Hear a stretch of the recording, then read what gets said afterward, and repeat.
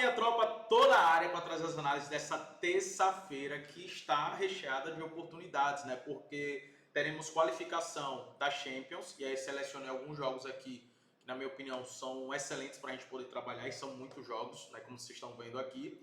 Teremos também Libertadores, né? Com Fortaleza, com o São Paulo. Então teremos bons jogos na Libertadores e teremos também Sul-Americana com o Independente Del Valle, com Fortaleza, com o Fluminense, né? Com bons jogos também. Então hoje eu vou fazer esse planejamento aqui que já está feito aqui para vocês, tá? E vou analisar cada um desses jogos para mostrar o que é melhor para a gente poder trabalhar, quais são os melhores mercados, se é melhor trabalhar no ao vivo, se é melhor trabalhar no pré-jogo. Então já curte o vídeo, já se inscreve porque semana de Libertadores, de Sul-Americana, de qualificação de Champions. No final de semana já vai começar também as principais ligas na Europa, La Liga, Premier League, então tem Copa da Alemanha. Então assim, cara, se inscreve porque vai ser muitas análises a partir de agora, todos os dias, tá? Muitos jogos que vai começar os campeonatos da Europa, beleza? Vamos lá, começando aqui com os favoritos do dia que eu listei. O Karabag vai enfrentar o Tetovo, tá? O Karabag que venceu o primeiro jogo fora de casa por 1-0, agora em casa, né? Quer consolidar essa classificação para a fase de grupos da Champions League. Então é muito importante para o Karabag se classificar, joga pelo empate, obviamente, mas pelo jogo que eu acompanhei, o jogo de ida, né, fora de casa, o Karabag é bem superior, o Karabag é bem favorito, tá? Tá pagando 1,30 para a vitória do Karabag. Não é uma odds ruim, só que como o Karabag já fez o resultado fora de casa, né, por 1-0, é o resultado mínimo, mas fez o resultado fora de casa, pode ser que a gente encontre um Karabag mais equilibrado, um Karabag sem a necessidade de se expor tanto. Isso pode ser que isso aconteça, né? Pode ser que o Tetovo, tá, saia mais e busque porque precisa do gol, necessita do gol. Por isso que eu decidi esse jogo aqui, apesar do favorito ser o Karabag, eu decidi esperar no ao vivo, tá? Esperar no ao vivo para buscar uma cotação melhor e para também ver o que, é que o campo vai estar me falando. Se o Karabag vai estar nessa busca por gol ou se vai estar mais controlando o jogo, porque controlar o jogo aqui fica bem ruim para a gente, tá? Mas é o favorito aqui, um dos favoritos do dia e está na minha lista aqui de favoritos, beleza? Então eu resolvi trabalhar dessa forma.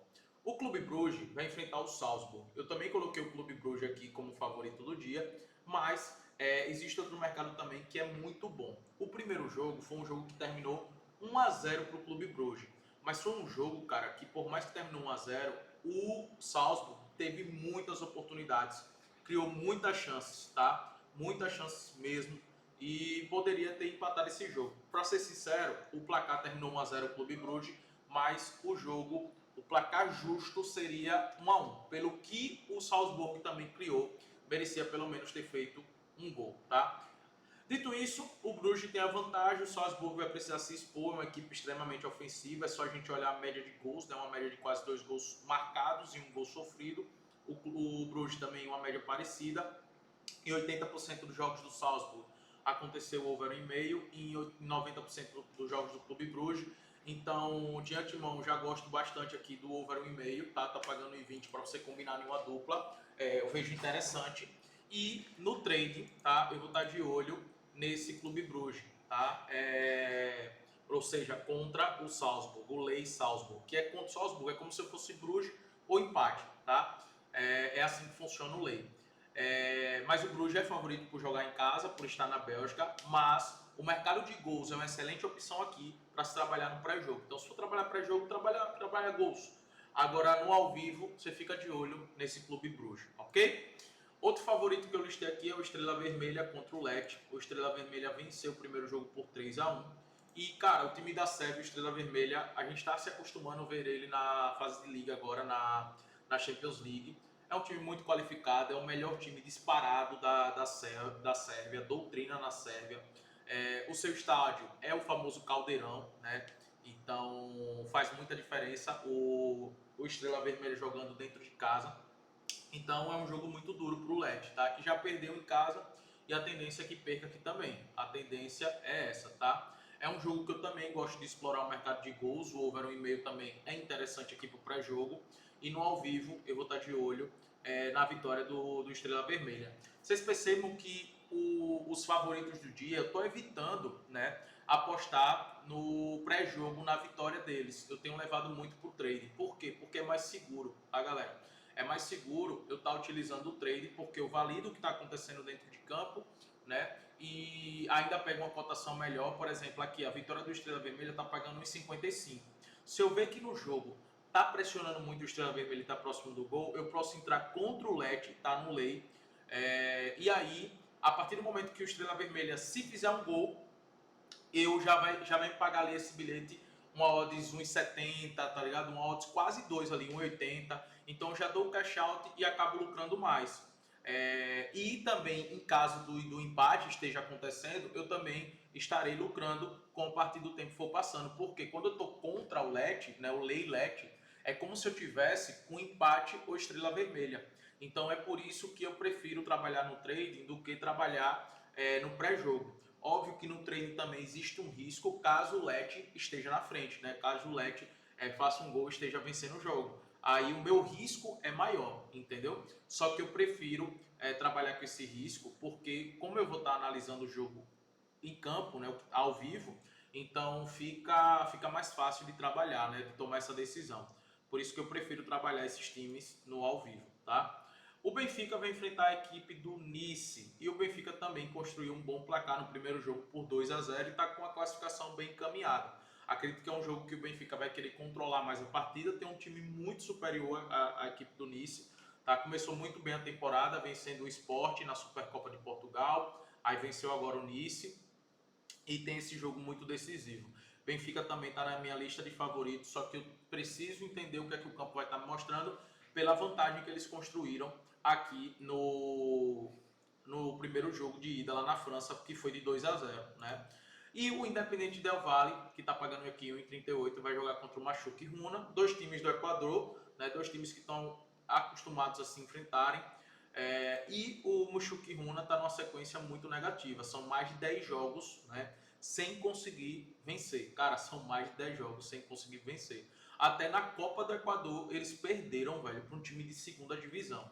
É realmente um momento muito ruim do Mushuki Runa, né? O Del Valle aqui é bem favorito para avançar nesse confronto. O Del Valle, que a gente sabe que é um dos melhores times do Equador, é o líder do campeonato equatoriano, vem numa sequência muito positiva, né? 10 jogos sem perder, ao contrário do Mushuki Runa, eliminou agora o Vasco pela Sul-Americana. Então aqui dá pra gente trabalhar o pré-jogo, no pré-jogo, a vitória do Independente Del Valle, tá? Eu gosto dessa vitória do Independente Del Valle. E pro goleiro do Mushuki Runa fazer pelo menos duas defesas. Foi uma aposta que eu fiz, pagando 1,55, tá? A vitória do Del Valle com o goleiro do Mushuki Runa para fazer pelo menos duas defesas, ok? Adversários que estão acostumados, como eu falei, a se enfrentar e os momentos são completamente diferentes, né? Enquanto o Del Valle está 10 jogos sem perder, o Mushuki Runa está 10 jogos sem vencer. É bem o contrário. Aqui eu coloquei no handicap, tá? Que são alguns favoritos que pode se complicar, por isso que eu prefiro trabalhar esses jogos no live, tá? No ao vivo. Um deles é o Copenhague contra o Malmo. O primeiro jogo, o jogo de ida na casa do Malmo, na Suécia, cara, o Copenhague foi muito superior. O jogo acabou 0-0, mas o Copenhague dominou a partida, o Copenhague criou mais oportunidades. Então, em casa, eu acredito que isso deve acontecer. Deve ter esse controle maior do jogo e é o favorito para esse confronto. Só que o Malmo é uma boa equipe, é a melhor equipe da Suécia, né? Então a gente tem que ter esse cuidado. Por isso que eu não quero que eu coloquei aqui como handicap, porque é um favorito o Copenhague que para mim pode se complicar. Se for trabalhar para jogo, utiliza o empate anula, tá? Em alguma dupla que você queira. E no trading, eu vou trabalhar no trading esse jogo com a possível vitória aqui do Copenhague, beleza? O Ferencváros vai enfrentar o Ludogorets, também foi um jogo que terminou 0-0, só que com o Ferencváros criando as melhores oportunidades, né, jogando muito. Esse 0-0 aqui foi um 0-0 mentiroso e o Ferencváros também é um favorito, mas o Ludogorets é um time que pode complicar a vida do Ferencváros, por isso que eu também vou esperar essa validação do campo no ao vivo para poder tomar a decisão. Mas o Ferencváros também nessa primeira partida jogou muito bem.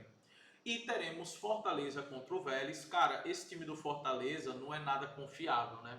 Por mais que em casa vai ter uma mobilização muito grande da torcida, mas o Fortaleza está na zona de rebaixamento do Campeonato Brasileiro, acabou de tomar 5 gols do Botafogo. Óbvio que teve a expulsão logo no início do jogo do Mancha, que acabou condicionando totalmente a partida. Mas o Fortaleza é um time que é inconstante, é um time que vem sofrendo muitos gols, né? Então fica muito difícil a gente confiar na equipe do Fortaleza.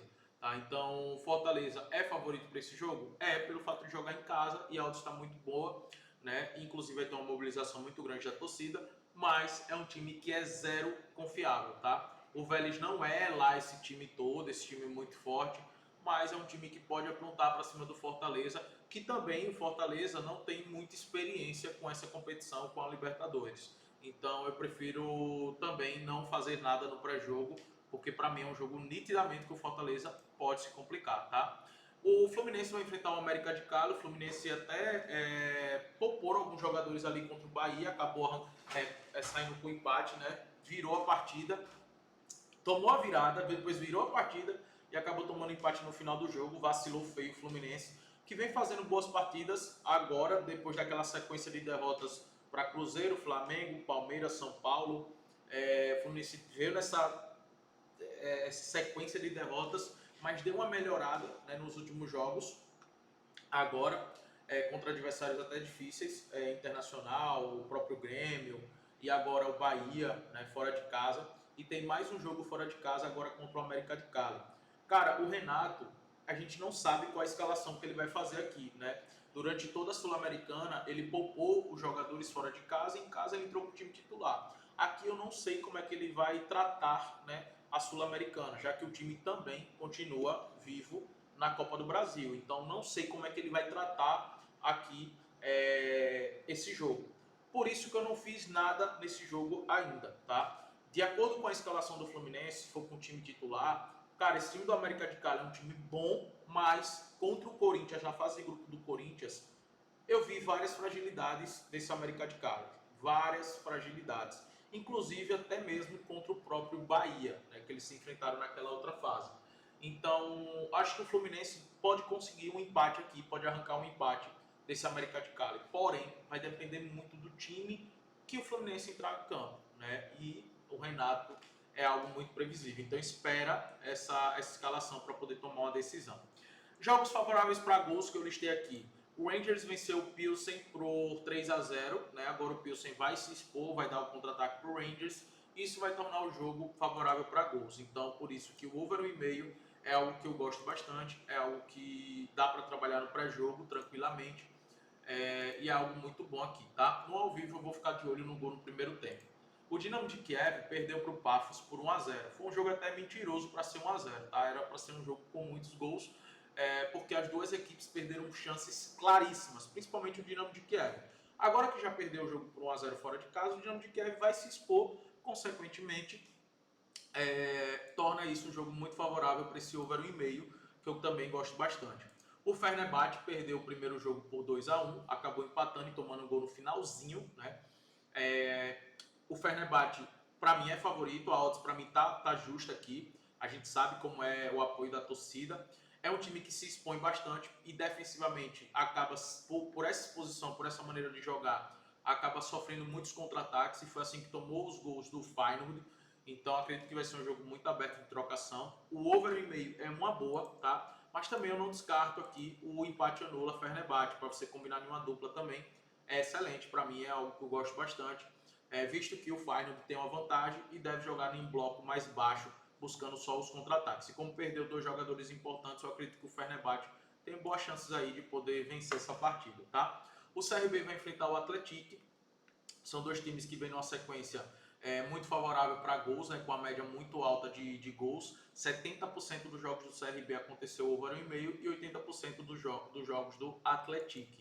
Então é algo que eu gosto bastante. As duas vezes que eles se enfrentaram aconteceu, né, esse over 1,5. Os últimos jogos também dos dois times tem acontecido esse over 1,5. Então é algo também que eu gosto de trabalhar. E por fim, Atlético Medellín contra o São Paulo. É um jogo muito difícil para o São Paulo, tá fora de casa, muito difícil mesmo. Apesar do São Paulo vir numa sequência muito boa, mas jogar lá na Colômbia contra o Atlético Nacional é sempre um jogo muito difícil. Acredito que o São Paulo vai jogar em um bloco baixo, Obviamente, quando tiver a oportunidade de contra-atacar, vai contra-atacar, mas eu acredito que o domínio da partida vai ser do Atlético Nacional, tá? Por isso que eu coloquei aqui como uma opção o mercado de escanteios. Para o Atlético Medellín ter mais escanteios no jogo. É algo que eu vejo com bons olhos aqui pelo cenário da partida, que deve ser um São Paulo em um bloco baixo, buscando os contra-ataques, e o Atlético Medellín com a posse pressionando mais, porque precisa fazer um bom jogo e construir um bom resultado dentro de casa, tá? Esse mercado de escanteios acaba sendo arriscado a partir do momento que o time que a gente está a favor ali, para ter mais escanteios, acaba fazendo um gol muito cedo, né? Ou 2 gols ali no primeiro tempo. Aí realmente complica esse mercado. Por isso que quando isso acontece, a recomendação é que você encerre a aposta. Beleza?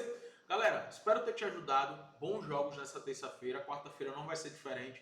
Então se inscreve no canal e vamos para cima.